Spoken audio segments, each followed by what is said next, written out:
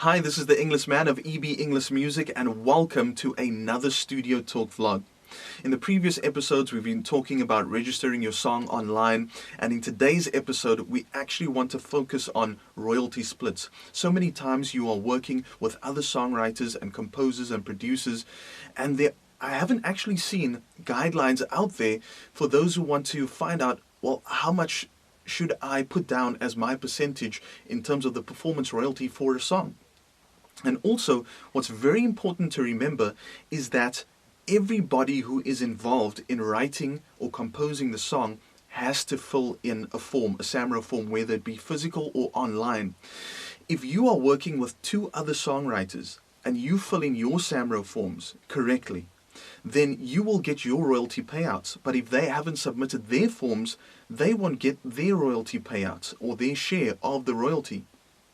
Also, another important fact to remember is some people always ask the question, well, what if we decided on a performance royalty split and I put down what was agreed upon and somebody else, is trying to do me in and they want to put down more for them and less for me? What happens in that case? Well, that's a very good question, because what happens is SAMRO will pick up on this. They will pick up on the song title and the writers involved, and they will notice that there are discrepancies when it comes to the performance royalty split, and then they will log a dispute.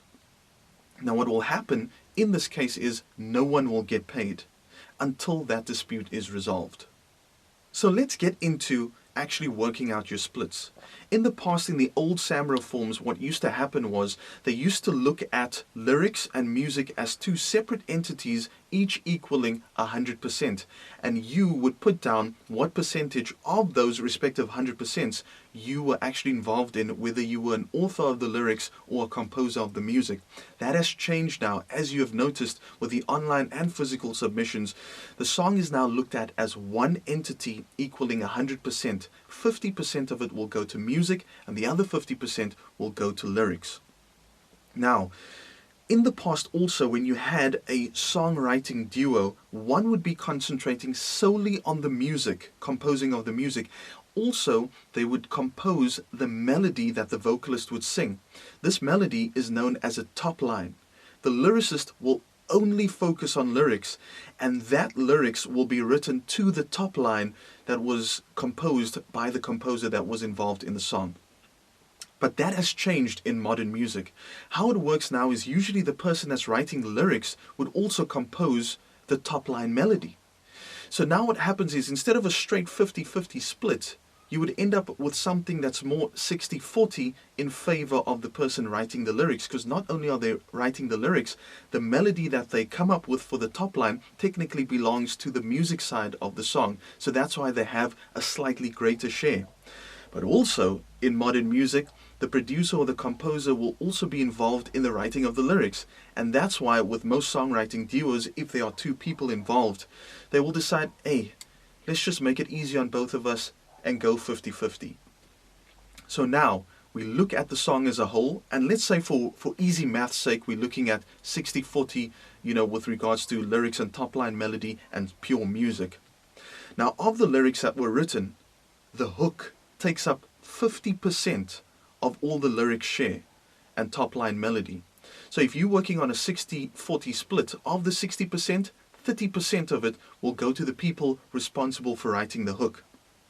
The rest of it, you'll divide up either equally, if it's 3 equal verses, as it is in a rap song, or if you have a normal song that's sung and you have 2 verses and a bridge or a middle 8, then you will have equal portions dedicated to the verse and a slightly smaller portion dedicated to the bridge.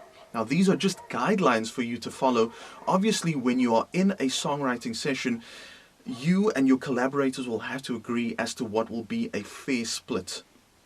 But these are just guidelines for you to follow, just to give you some sort of, indication of what you need to put down as your performance royalty split. I hope this helps. It's a lot of information to take in, so if you have any questions, please feel free to comment in the section below, in the comment section. Please give me a thumbs up if you can. Please share this with those who might need this information, and I'll catch you on the next Studio Talk vlog. Don't forget to subscribe, youtube.com/Inglisman. Ooh, bet the Englishman.